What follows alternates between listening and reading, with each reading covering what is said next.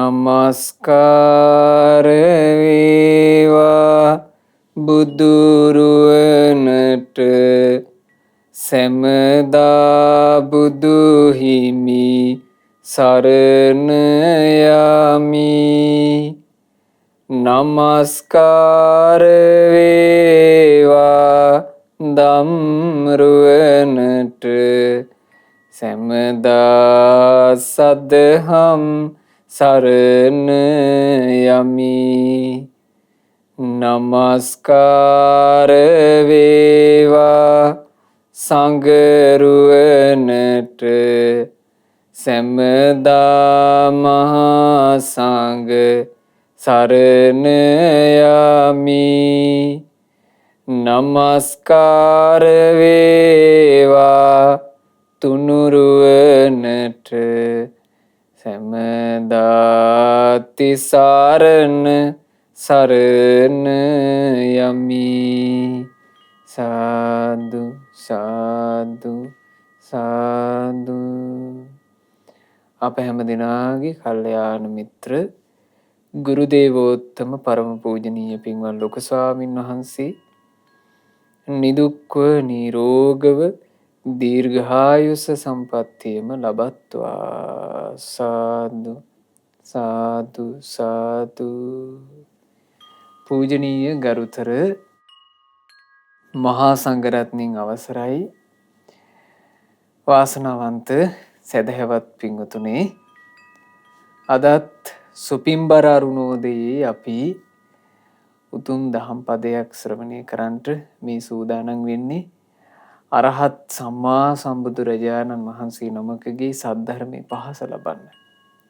පින්වතුනි, බුදුරජාණන් වහන්සේ නමක් ලෝකයට පහළ වෙලා මේ ලෝකයේ තියෙන පරම සත්‍ය තමයි අවබෝධ කරන්නේ.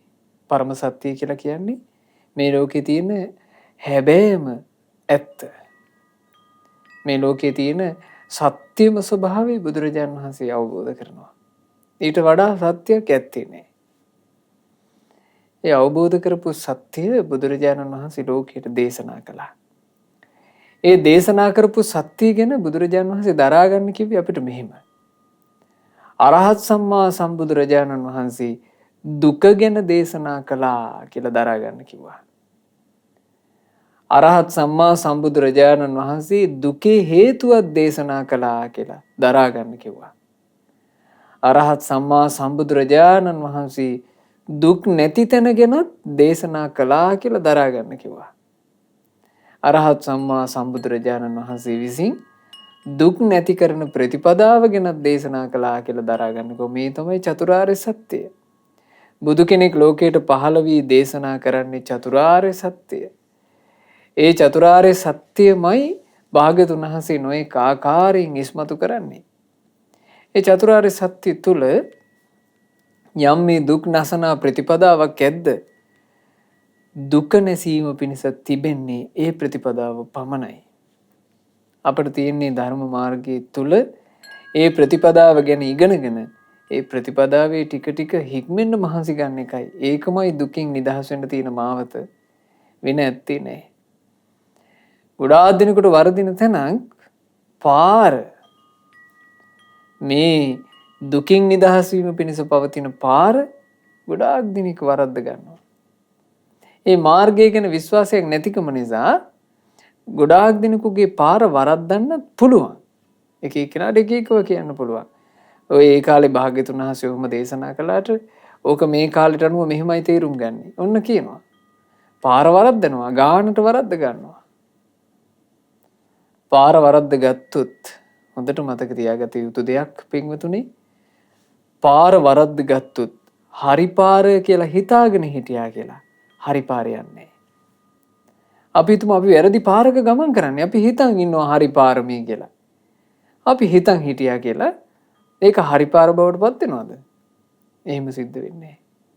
පාර හරියට හඳුනා ගැනීමත් හඳුනාගත් මාවතේ ගමන් කිරීමත් කියන එක අප විසින් කළොත් පමණමයි අපේ ජීවිතේ හරි තැනට යන්නේ.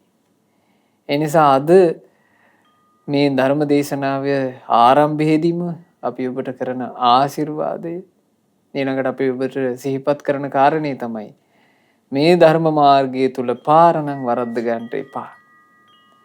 මම පාර වරද්ද ගන්නේ නෑ කියන අදහසේ ඉඳලා අපි අද ධර්මයේ ශ්‍රවණය කරමු. අද දේශනාවට දායකත්වයෙන් දරන්නේ පින්වත් ටී.එම්. පුෂ්පා කුමාරී මහත්මිය, ටී.එම්. තමරා කුමාරී මහත්මිය, ටී.එම්. රම්මිලතා මහත්මිය යන ඒ දියණියන්, ඒ වගේම එච්.එම්.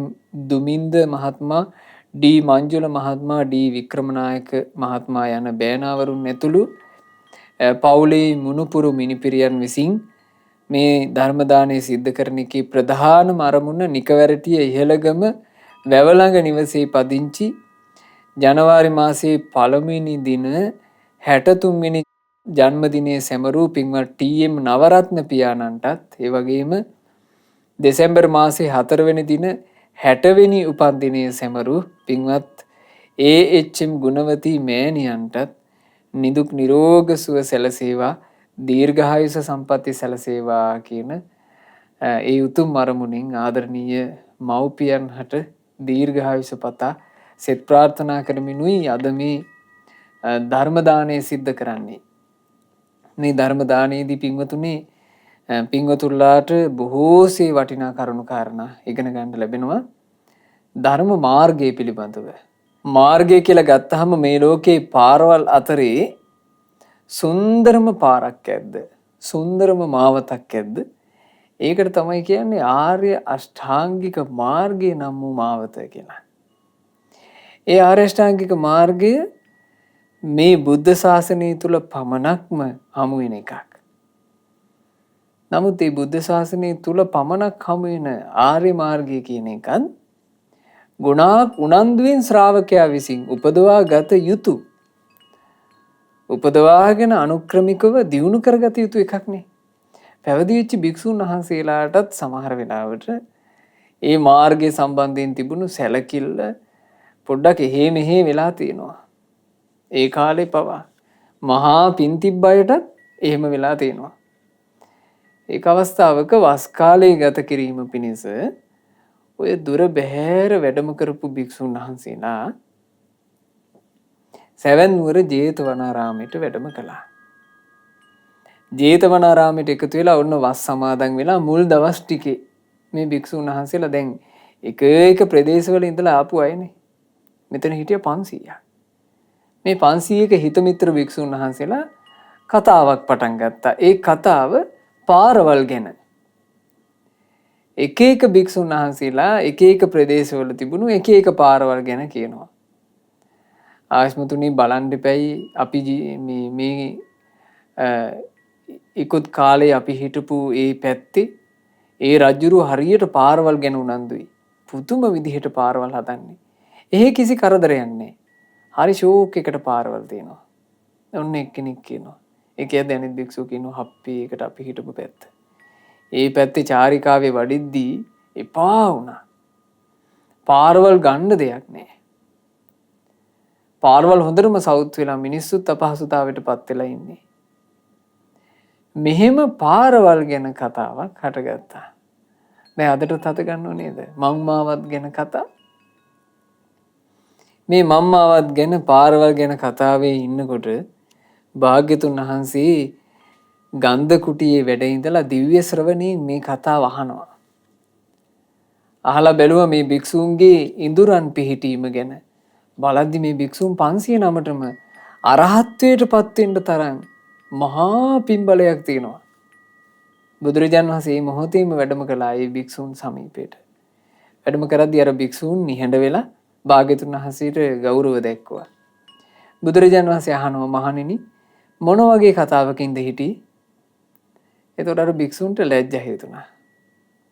ලැජ්ජාවෙන් කිව්වා අනේ ස්වාමීනි එහෙම තේරුමක් ඇති කතාවක් නන් නෙමෙයි. අපි මේ පැත්තේ තිබුණු පාරවල් ගැනයි කතා කරමින් හිටියේ.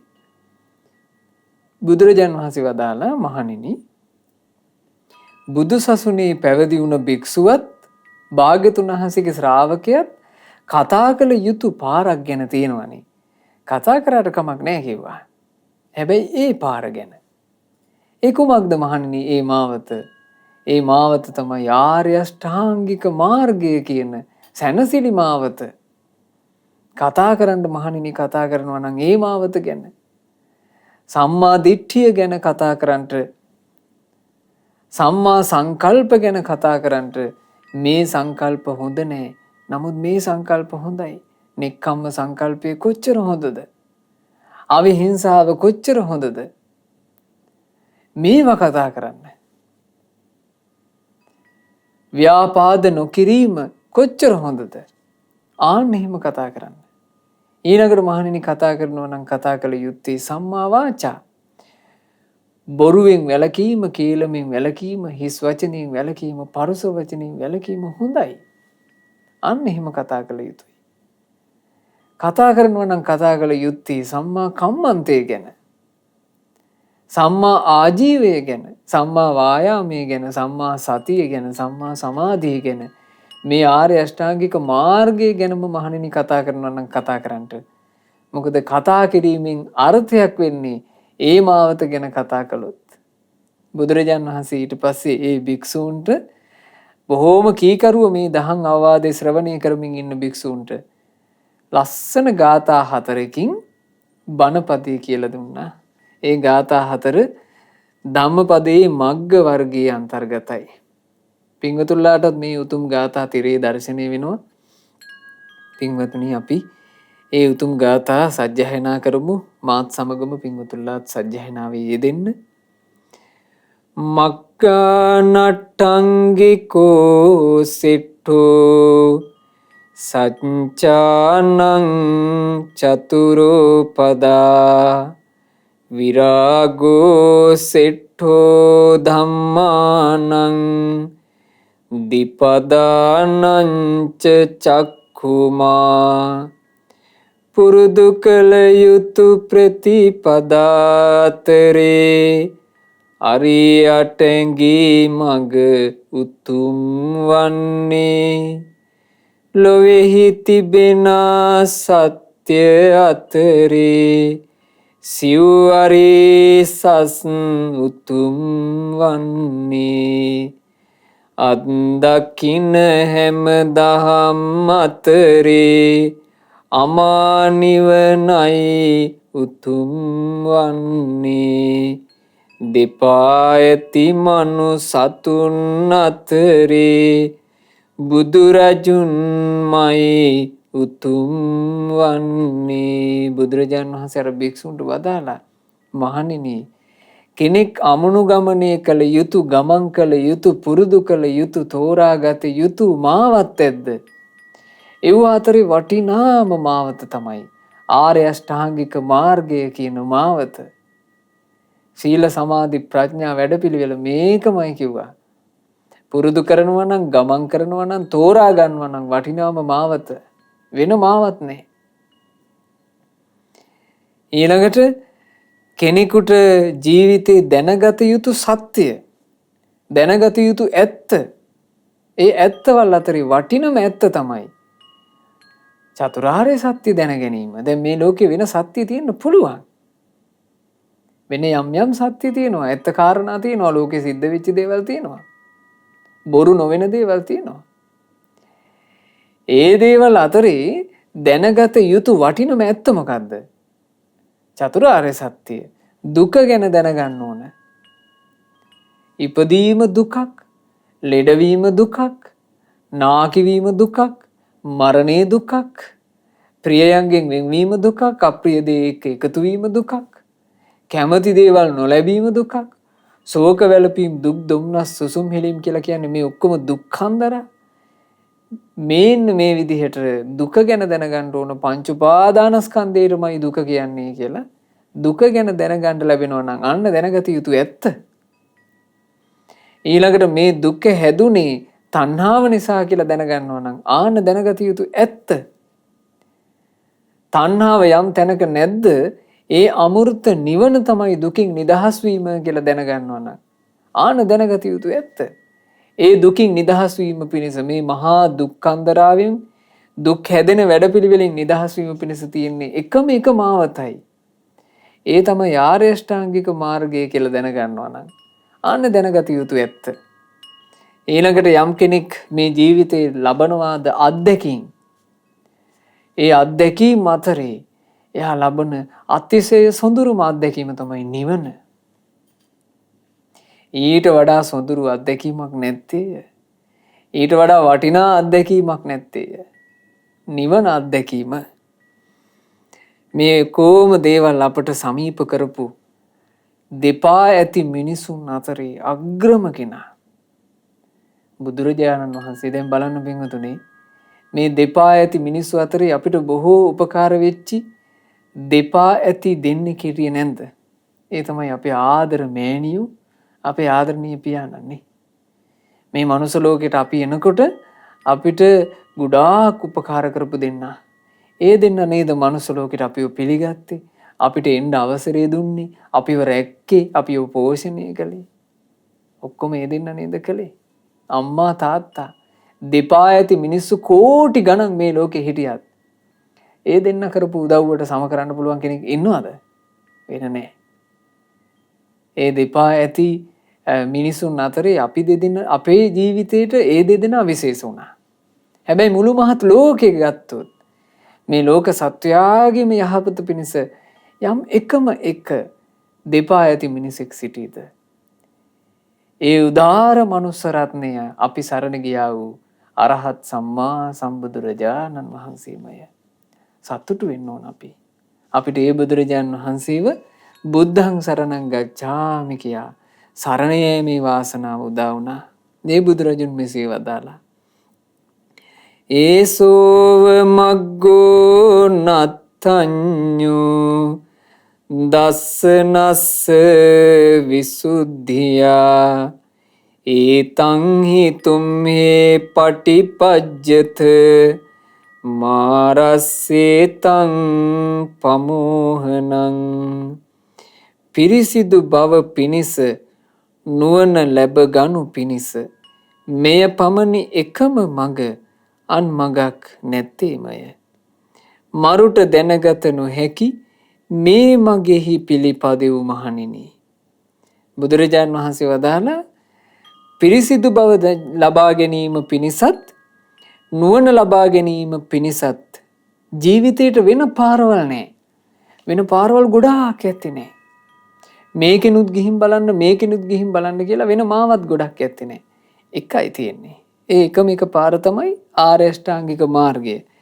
ඒ ආර්ය අෂ්ටාංගික මාර්ගයේ පිළිපදිනවා හැරෙන්න වෙන මගක් නුඹට නැත. ජීවිතේ සැප කැමති කෙනෙකුට, දියුණුව කැමති කෙනෙකුට වෙනත් මගක් නම් නැත.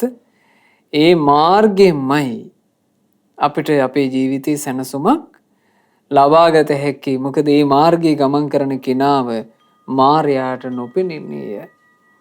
ඒතං හි තුම්හේ පටිපන්නා දුක්ඛසන්තං කරිස්සත අක්ඛාතෝ වේ මයා මග්ගෝ අඤ්ඤාය සල්ල සත්තනං. මේ මගෙහි පිළිපන් ඔබ හැම දුක් නිමා කරලව්. හොඳින් දැනගෙන නුවණින් කෙලෙස් හොල් ගැලවිය හැකි මේ මග ඔබ සැමට මා වෙසිනි කියා දුන්නේ. බුදුරජාණන් වහන්සේ වදාලා, මේ ජීවිතයක් සම්පූර්ණයෙන්ම සංසිඳුවන කෙලෙස් හුල් ගලවා දැමිය හැකි මේ මාර්ගය මං විසිනුයි, තථාගත රහත් සම්මා සම්බුදුරජාණන් වහන්සේ විසිනුයි නුඹලාට කියා දෙන්නේ. මහණෙනි, ඒ පාරේ යන්න. ඒ මාවතේ ගොස් දුක් හැම එකක්ම නිමා කරන්න. ඒ මාවතින් දුක් හැම නිමා කරපු බුදුරජාණන් වහන්සේ තමයි අපිව ඒ මාවතට යොමු කළේ, ඒ මාවතේ යන්න කියලා. හැබැයි බුදුරජාණන් වහන්සේ කරන්නේ ඒ මාවත ගැන පෙන්වලා දෙන එක විතරයි. ඊට වඩා දෙයක් කරන්න පුළුවන් කමක් නැහැ. අපිට භාග්‍යතුන් වහන්සේ සමීපේ ඉඳගෙන බණ අහන්න ලැබුණත් අපිට භාග්‍යතුන් වහන්සේගෙන් ලැබෙන සරණ පිහිට මේ මාවතේ ගමන් කරන්නට කියලා ලැබෙන අවවාදය.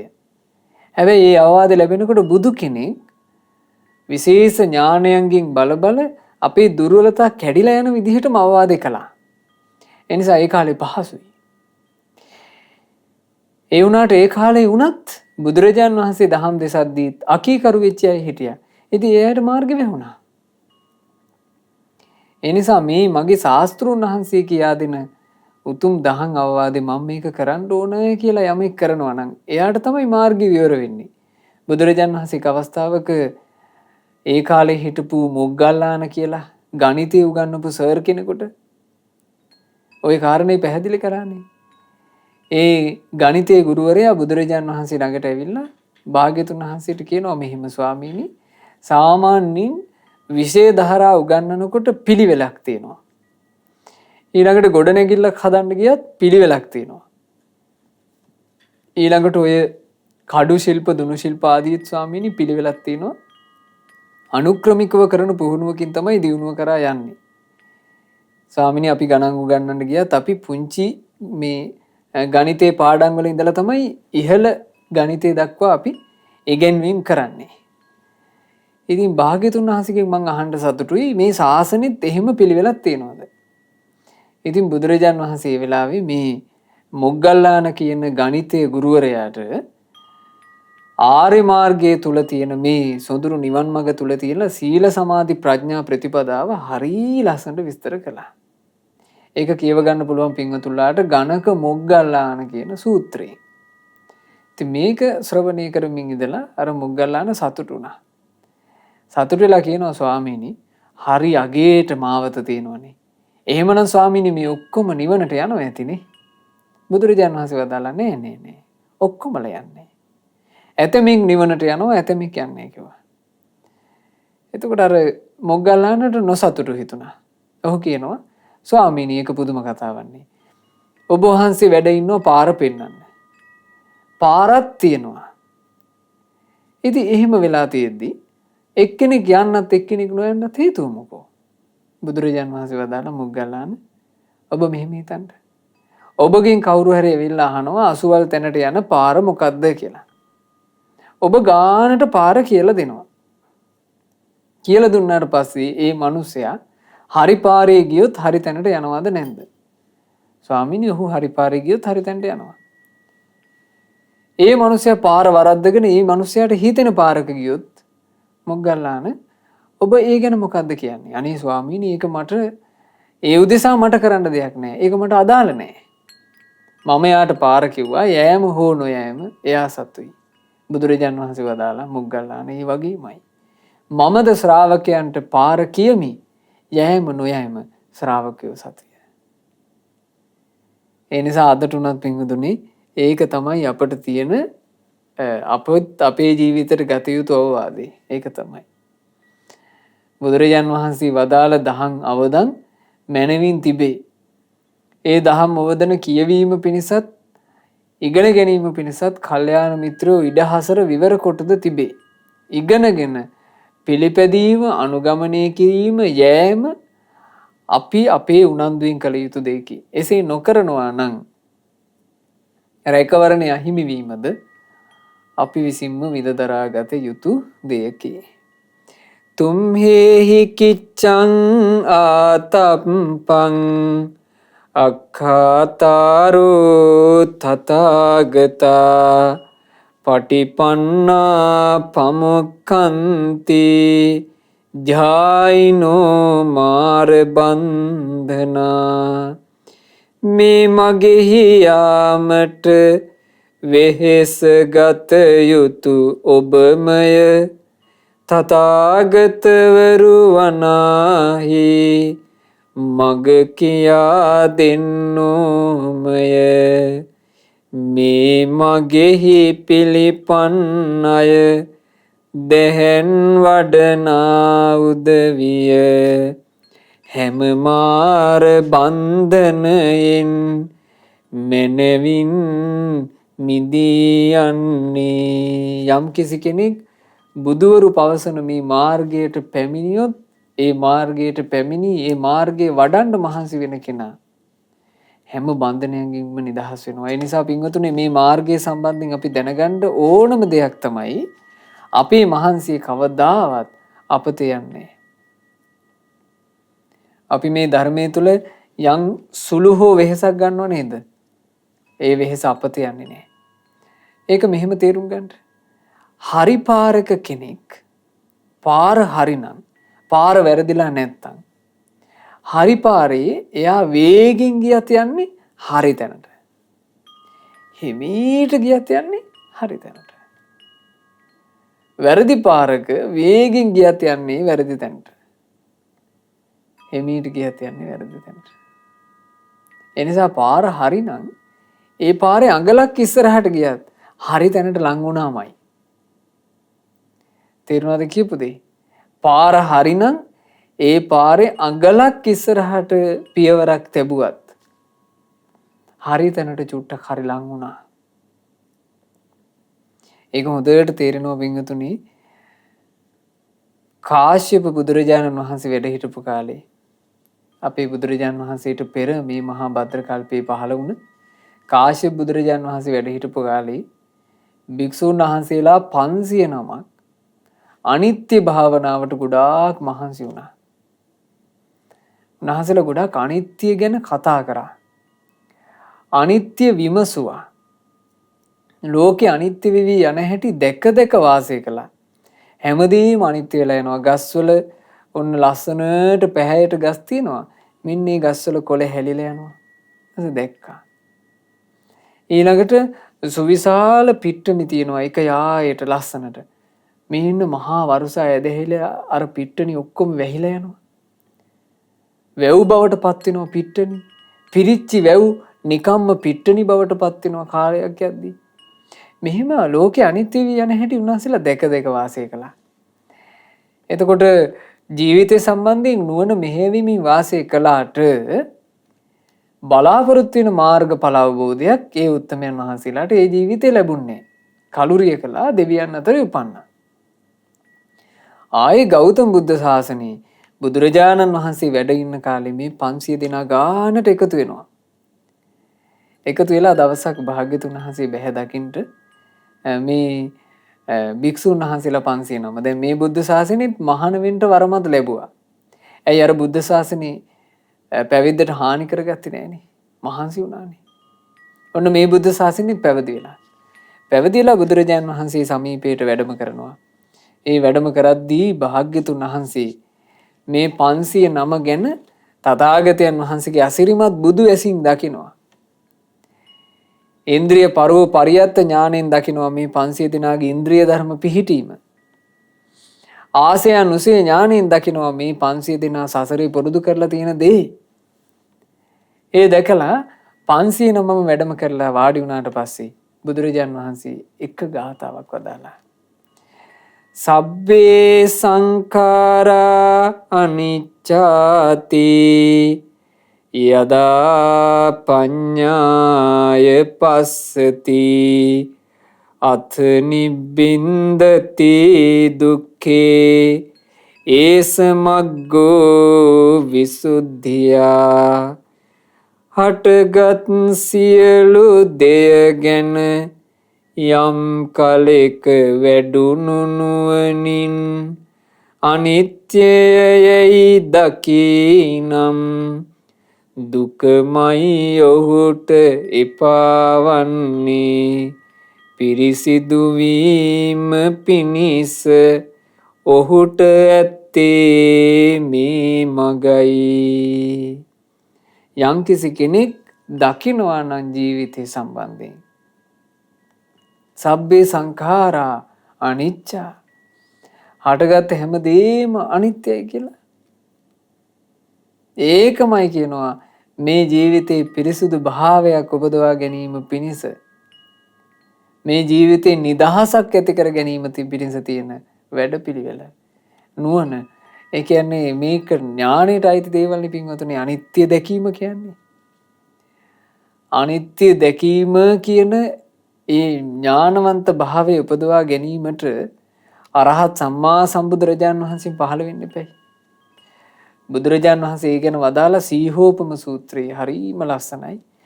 සීහෝ භික්කවේ මිග රාජා මහණෙනි කැලේ රජුවන සිංහයා සායන්හ සමයන් ආසයා නික්කමති. හවස් කාලේ වෙද්දී තමන්ගේ ගුහාවෙන් එළියට එනවා. ආසයන් නික්කමිත්වා විජම්බති. එළියට ඇවිල්ලා කයේ කේසර සලනවා. විජම්බිත්වා චතුද්දිසං අනුවිලෝකේති. ඇගේ කේසර සලලා සිව් දිසාව හොඳට බලනවා. චතුද්දිසං අනුවිලෝකෙත්වා තික්කත්තුන් සීහනාදන් නදති. එහෙම හොඳට වටපිට බලලා තුන්වතාවක් සිංහනාද කරනවා. මේ සිංහනාදයේ සිංහ ගර්ජනාව ඇහෙද්දී සිහනඳට තැති ගන්නවා කියනවා සාමාන්‍ය සත්තු.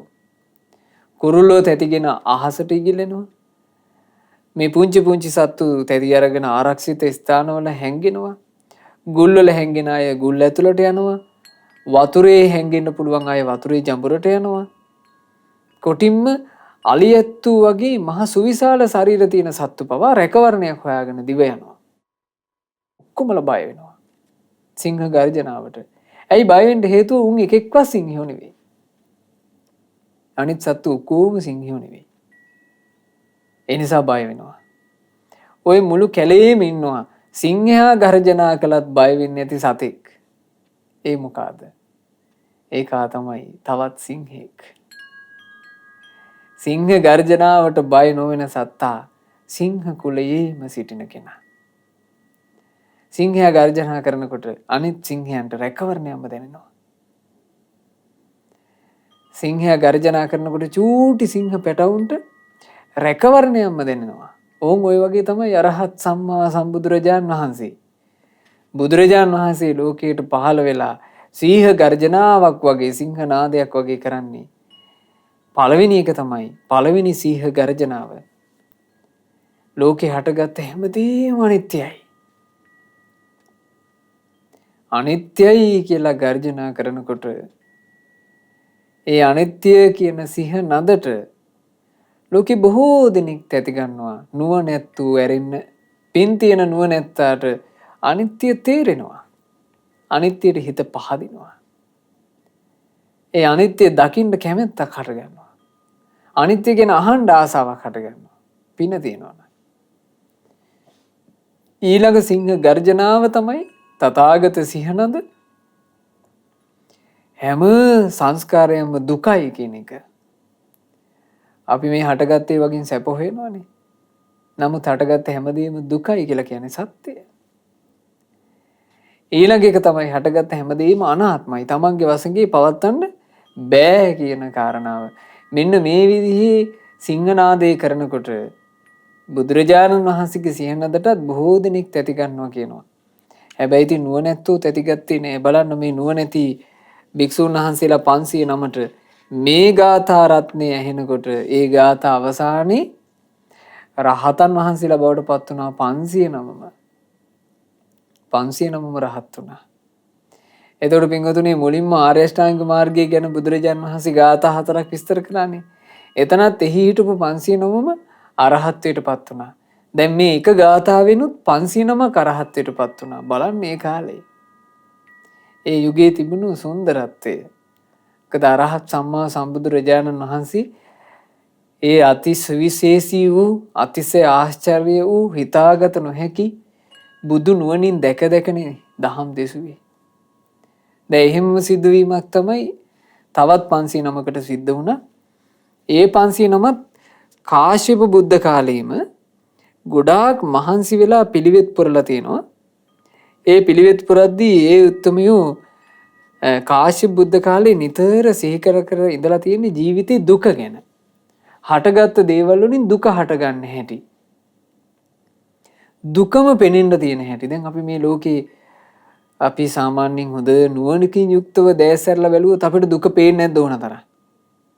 දුක පෙනෙනවනේ. ඒ දුකෙන් බේරිලා හැංගෙන්න පුළුවන් කමක් නැති බව පේනවනේ නේ. ගොඩාක් ධනෙ තිබ්බා කියලා දුක් පීඩා වලින් හැංගෙන්න බෑ. ප්‍රසිද්ධ වුණා කියලා හැංගෙන්න බෑ. වෙනවත් පොහසත්කමකින් හැංගෙන්න බෑ. උගත්කම් වලින් හැංගෙන්න බෑ. දුකම උරුම වෙනවා. සමහරවිට අපි කාලයක් සැපයි සැපයි කියන එක තමයි අන්තිමේ අපිට මහා දුක් ගොඩක් අරන් ඉන්නේ. දැන් අපි දරුවෝ නිසා සතුටු වෙන්නේ නැද්ද? දරුවෝ නිසා සතුටු වෙන අපි දරුවෝ නිසාම දුක් වෙන දවසක් එනවද නැද්ද? එනවාමයි. දරුවෝ දාලා යන්න වෙන දවසට දුක එනවා. එක්ක දරුවෝ අපිව දාලා යද්දී දුක එනවා. අපි දේපල වලින් සතුට වෙනවා. අපේ ගෙදර, අපේ ධනය කියලානේ. ඒ සතුටම දුකක් බවට පෙරලෙන දවසක් එන්නේ නැන්ද එනවා. ඉතින් මේක තමයි පින්වතුනි ජීවිතයේ ස්වභාවය. අපි ආදරය කරන්න පටන් ගන්නවා තරුණ වයසේ පින්වතුන් පින්වතියන් විදිහට. ගොඩාක් සුන්දර ලෝකයක් අපි ගොඩනගන්නේ නැන්ද? ඒ සුන්දර ලෝකයේම අසුන්දර අවසානයක් තියෙනවද නැන්ද? තියෙනවමයි. ඒ නිසා දුක කියන එක ඕන තරම් දකින්න පුළුවන් නුවණක් තියෙනවා. අර භික්ෂුන් වහන්සේලා ඒ නුවණින් දුක දැක දැක රූප වේදනා සංඥා සංස්කාර විඥාන කියන මේ හැම තැනකම දුක තියෙන හැටි දැක දැක වාසය කළා. හැබැයි ඉහළ මාර්ගඵලයකට යන්න බැරුව ගියා. නමුත් පුරුදු කරපු එකක්වත් අපතේ ගියේ නැහැ. සුගතියේ ඉපදිලා යලි මනුස්ස ලෝකයේ උපදිනවා අරහත් සම්මා සම්බුද්ධ වූ අපගේ ගෞතම බුදුරජාණන් වහන්සේ වැඩ ඉන්න කාලේ. බුදුරජාණන් වහන්සේ ළඟට ඒ 500 නම පැමිණෙනවා. ඒ පැමිණෙද්දී භාග්‍යතුන් වහන්සේ ඒ 500 නම පිළිබඳව හොඳට සම්බුදු නුවණින් දැකලා දුක සම්බන්ධයෙන් මනාව ඉස්මතු වෙන ගාථා රත්නයක් දේශනා කළා. බුදුරජාණන් වහන්සේ වදාළා මෙහිම සබ්බේ සංඛාරා දුක්ඛාති යදා පඤ්ඤාය පස්සති අත නිබ්බින්දති දුක්ඛේ ඒස මග්ගෝ විසුද්ධියා හටගත් සියලු දෙය ගැන යම් කලෙක වැඩුණු නුවණින් දුකක් ඇති බව දකිනම් දුකමයි ඔහුට එපා වෙන්නේ පිරිසිදු වීම පිණිස ඔහුට ඇත්තේ මේ මගයි. හටගත් හැම දෙයක්ම දුකයි කියලා දකිනවා නම් ආන්ගේ නුවණින් තමයි කෙනෙකුට පිරිසිදු භාවය කියන එක උපදින්නේ. පිරිසිදු භාවය කියන එක උපදින්නේ ඒ තුනේ. ඊළඟ ඥානය තමයි අනාත්මය දැකීම. දැන් මේ දුක දකින්න ගියාමත් ගොඩාක් අය අතරමං වෙන තැනයි. දැන් ඕන කෙනෙක් කියනවා දුක කියන එක මේ හැම දෙයක්ම දුකයි කියලා කියනවා. අපි ගත්තොත් එහෙම යම් කෙනෙකුට දුකසේ ඉන්න වෙලාවක් නැතුව ගියොත් එහෙම ඒක සැපයි නේද? එතකොට මේ හැමදේම දුකයි කියන්නේ බොරුවක් නේ. ආන් එහෙම කතා කරනවා පේනවා. එතකොට ඒ තුලින්ම ගම්ම්‍ය වෙන්නේ. ඒ තුලින්ම පේන්නේ මොකද්ද? ඒ කෙනාට ජීවිතේ සම්බන්ධයෙන් දැකීම පිණිස නුවණ මද බවයි. නුවණ මදි. ඥානෙ මදි. අර සබ්බේ සංඛාරා දුක්ඛා කියන එක තෝර බේර ගන්න තරම් ප්‍රඥාවක් නැහැ. මේ පොඩි මොහොතකට තමන්ගේ ජීවිතයේ ඕන්න මොකක් හරි හිත්‍රි දෙවීමක් තිබ්බා. ඒ හිත්‍රි දෙවීම නැතුව ගියා. නැතුව ගියාට පස්සේ සැපයි නේ. එහෙනම් මේ හැමදේ දුකයි කියන්නේ බොරුවන්නේ කියලා ඒකේ පටලැවෙන්න තරම් මෝඩයි. ඒ නිසා මේක ප්‍රඥාවන්තයාට තියෙන එකක් නේ. ප්‍රඥාවන්ත තැනැත්තාට හොඳට මේ කාරණේ නුවණින් තේරුම් ගන්න පුළුවන් මේ හටගත්තු සංස්කාර තුල. හටගත්තු දේවල් තුල සංස්කාර ධර්මයන් නොඑක ආකාරයෙන් භාගිතුන් හසු බෙදුවා. ඒකේ මූලික ආකාරය තමයි පංච උපාදානස්කන්ධය. රූප, වේදනා, සංඥා, සංස්කාර, විඥාන. මේවා මේ පංච උපාදානස්කන්ධයන් තුල එක නිමේෂයකට සැපක් නැහැ. දුකමයි. අනිත්‍ය වෙවි යනවා. වෙනස් වෙවි යනවා. විපරිණාමයෙන් උරුම කරන් තිනවා. ඉතින් කොයින් සැපද? දුකමයි තියෙන්නේ. ඒ දුක උරුම කරගත්ත වැඩපිළිවෙල ගැන දකින්ට අර භික්ෂුන්ට අර අතීතේ පුරුදු කරපු දේ උදව් කළා. බුදුරජාණන් වහන්සේ මේ එක ගාථාව දේශනා කරලා අවසන් වෙනකොට 500 දෙනාම රහත් වුණා. නික්ලේශී භාවයටපත් වුණා. ඒ වගේ තවත් 500 නමක් භාග්‍යතුන් වහන්සේ ළඟට වැඩම කළා. ඒ භික්ෂුන් වහන්සේලා පෙර මහන්සි වෙච්ච කට්ටිය. කාශ්‍යප බුද්ධ කාලේ අනාත්මය දැක දැක තමයි වාසය කළේ. අනාත්මය කියලා කිව්වේ තමුන්නේ වසඟේ පවත්වන්න බැරි බව. පින්වතුනි ජීවිතය සම්බන්ධයෙන් දකින්න තියෙන බොහෝම ලස්සන ක්‍රමයක්. මිනිස්සෙකුට තමන්ගේ ජීවිතේ ඉන හැලහැප්පිලි ගොඩකට මුහුණ දෙන්න හොඳ ශක්තියක්. අනාත්මය දැකීම තමන්ගේ වසඟේ පවත්වන්න බැරි බව. දැන් හිතන්න. අපේ රූපේ අපිට පුළුවන් ද අපේ වසඟේ පවත්වන්න? බෑ. අපේ ඇස පුළුවන්ද? බෑ. අපේ කන පුළුවන්ද? බෑ. නාසය දිවකය මනස මේ මුකුත් අපේ වසඟේ පවත්වන්න බෑ. හැබැයි වසඟේ පවත්වන්න බැරි දෙයක් ගැන අපි හිතාගෙන ඉන්නවා. මේවා අපේ වසඟේ පවත්වන්න පුළුවනි කියලා. කොච්චර අසත්‍යයක්ද කොච්චර මුලාවක්ද. බුදුරජාණන් වහන්සේට එක අවස්ථාවක කෙනෙක් ওই රූප වේදනා සංඥා සංස්කාර විඥාන කියන පංච උපාදානස්කන්ධ අනාත්මයි කියන එක සම්බන්ධයෙන් වාදයක් ගොඩනැගුවානේ. එයා කිව්වා නෑ ඌවා තමන්ගේ වසඟේ පවත්වන්න පුළුවන්. තමන්ට ඕන විදිහට තමයි මේ කය හසුරුවන්නේ. එතකොට කොහොමද අනාත්මයි කියන්නේ කියලා ඇහුවා. බුදුරජාණන් වහන්සේ වදාළා හරි. මං ඔය ගැන ප්‍රශ්නයක් අහන්නම් ඒකට උත්තරේ දෙන්න කිව්වා. අහනවා සාමාන්‍යයෙන් බිම්බිසාර මහරජුරුවෝ පසේ නදී කෝසල මහරජුරුවෝ වගේ මහා රජවරු ඉන්නවා.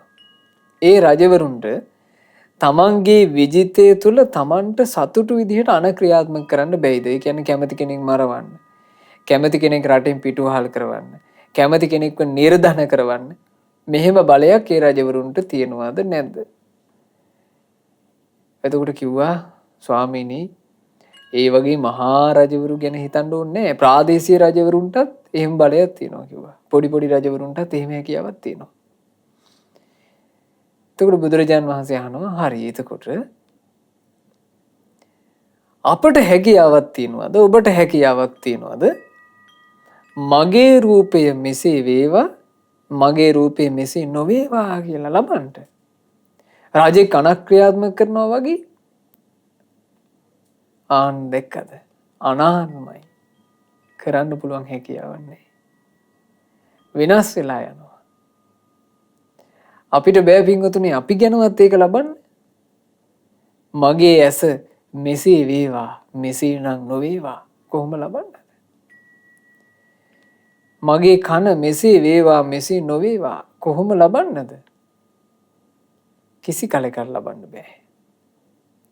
ඒ ලබන්න බැරි බව කෙනෙක් නුවණින් තේරුම් ගන්නවා නම් ආන්න ඒකට කියනවා අනාත්ම දර්ශනය. අනාත්මය දැක්කා. ලෝකේ වෙනස් වෙලා යන එකක් බව දියුණු කරන ලද නුවණින් දැක්කා කියලා කියනවා. කෙනෙක් ඕන ওই විදිහට ජීවිතේ සම්බන්ධයෙන් දකින්න දක්ෂ වෙනවා නම් එතකොට අතන හිටපු භික්ෂුන් වහන්සේලා ඔය අනාත්මය හොඳට පුරුදු කර වාසය කරපු භික්ෂුන් වහන්සේලා 509ක්. ඒ භික්ෂූන් තුල තිබුණු සංස්කාර ස්වභාවය බුදුරජාන් වහන්සේ දැක්කා. දැකලා ඒ භික්ෂූන්ගේ ඉන්ද්‍රිය ධර්මයන් මුහුකුරා යෑම පිණිස හේතු වෙන ආකාරයෙන් භාග්‍යතුන් වහන්සේ එකම එක ගාථාවක් දේශනා කළා. සබ්බේ ධම්මා අනාත්තාති යදා පඤ්ඤාය පස්සති අත නිබ්බින්දති දුක්ඛේ ඒස මග්ගෝ විසුද්ධියා හටගත් හැම දහම් යම් කලෙක වැඩුණු නුවණින් ආත්මයකින් තොර බව ඊතාමන වින්දකිනං දුකමයි ඔහුට එපා වෙන්නේ පිරිසිදු වීම පිණිස ඔහුට ඇත්තේ මේ මගයි.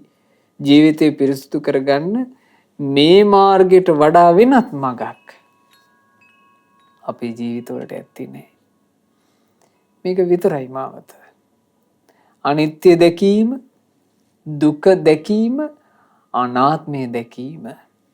මේ අනිත්‍ය දුක්ඛ අනාත්ම කියන ත්‍රිලක්ෂණය ප්‍රඥාවෙන් දකින්න නම් ඒ ප්‍රඥාව ආර්ය මාර්ගයේ අංග වලින් අනුග්‍රහ ලබන්නම ඕන.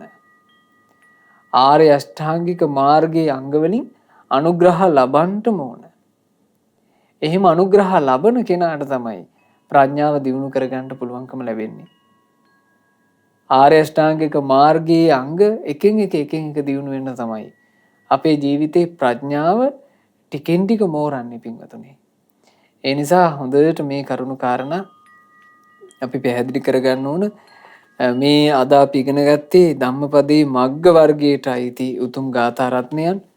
මේ මග්ග වර්ගය කියලා කියන්නේ හරි මාවත ගැන භාග්‍යතුන් වහන්සේ වදාළ උතුම් ධර්මය. එතකොට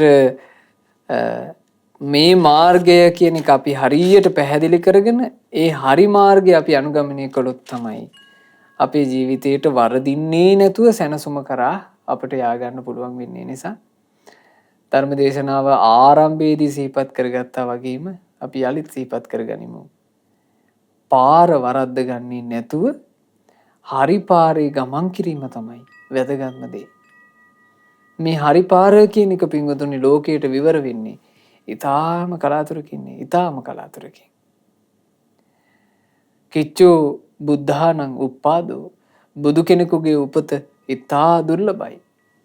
ඉතා දුර්ලභව ලෝකයට පහළ වෙන බුදුරජාණන් වහන්සේ තමයි මේ මාවත ලෝකයට විවර කරලා දෙන්නේ.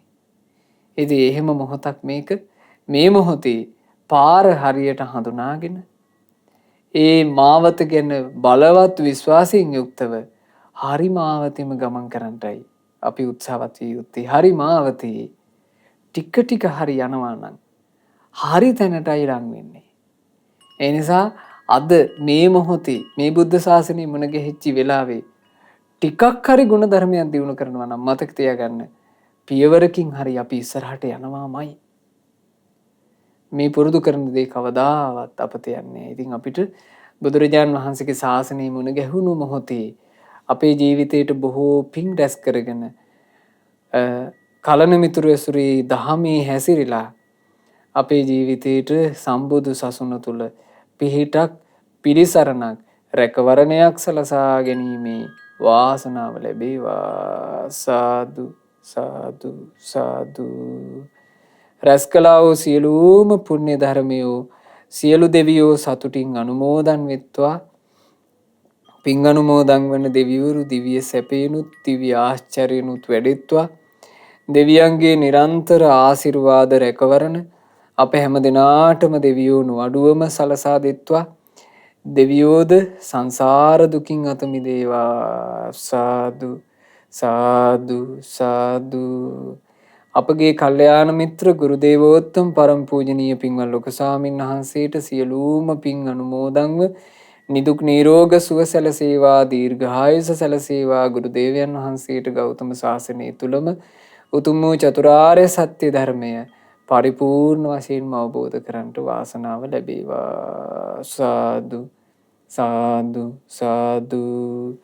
රැස් කර ගන්නට යෙදුණු උදාරතර පුණ්‍ය ධර්මය අපි අනුමෝදන් කරමු. අද දවසේ මේ උතුම් ධර්ම දානය සිදු කරන ඒ පින්වත් හැමදිනා බලාපොරොත්තු වෙන පරිදි නිකවැරටිය ඉහළගම වැවළඟ නිවසේ පදිංචි ජනවාරි මාසයේ පළමුවෙනි දින 63 වෙනි උපන්දිනයේ සමරන පින්වත් ටී.එම්. නවරත්න පියාණන් හට මේ සියලු පුණ්‍ය ධර්මයන්ගේ ආශිර්වාදය සැලසේවා.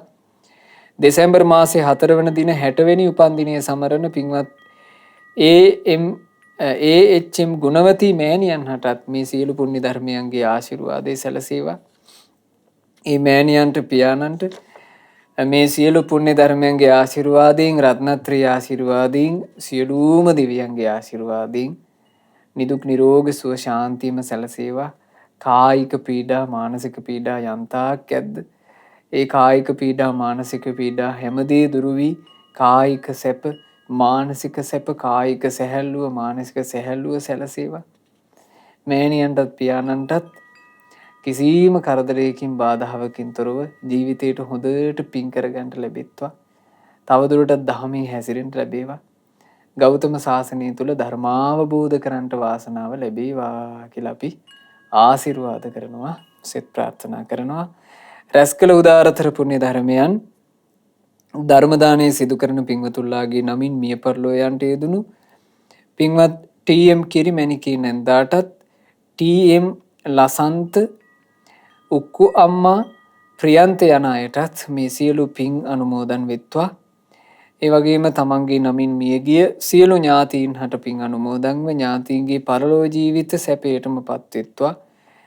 ඉක්මන් භවයකදීම සංසාර දුකින් නිදහස් වෙන්න මේ පින හේතු වෙත්වා කියන අදහසින් පුණ්‍ය අනුමෝදනා සිදු කරන්න. ඒ වගේම පින්වතුන්ලා බලාපොරොත්තු වෙනවා කොරෝනා වසංගතයෙන් රෝගාතුරව සිටින ලංකා වාසී ලෝක වාසී හැම දිනාට මේ ධර්ම දානමේ පිනේ අනුහසින් ඉක්මනින්ම නිදුක් නිරෝග සුවපත් භාවය ලැබෙත්වා කියන පැතුම.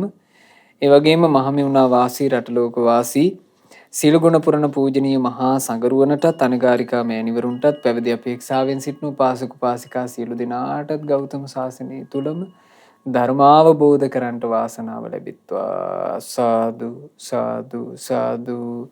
අද දවසේ තමන්ගේ ආදරණීය දෙමාපියන්ට නිදුක් නිරෝග සුව දීර්ඝායුෂ පතමින් ධර්ම දානය සිදු කරේ පින්වත් ටීඑම් පුෂ්පා කුමාරි, ටීඑම් තමරා කුමාරි, ටීඑම් රම්මිලතා යන දියණියන් සහ එච්.එම්. දුමින්ද, ඩී මංජුල, ඩී වික්‍රමනායක යන බෑණනුවන්, ඒ වගේම මුණුපුරු මිනිපිරියන් සෑම සියලු දෙනා ඒක රාශි වෙලා ධර්ම දානය සිදු කළා වූ ඒ සුපින්වතුන්ලා සියලු දෙනාට මේ සියලු පින් අනුමෝදන්ව පින්වතුන්ලාගේ ජීවිතවල රැකී ආරක්ෂා ආදිය ਸਰව ප්‍රකාරයෙන් දියුණු වෙත්වා. දූදරු මුණුපුරු මිනිපිරියන්ගේ අධ්‍යාපන කටයුතුත් සෑම ආයුරින්ම දියුණු වෙත්වා. ජීවිතයට සියලු යහපත අභිවෘද්ධිය සැලසේවා. පෙනෙන නොපෙනෙන බාධා කරදර ඇතනම් සියලු දෙව් රැකවරණයෙන් ඒ සියලු බාධාවෝ දුරින්ම දුරු වෙත්වා.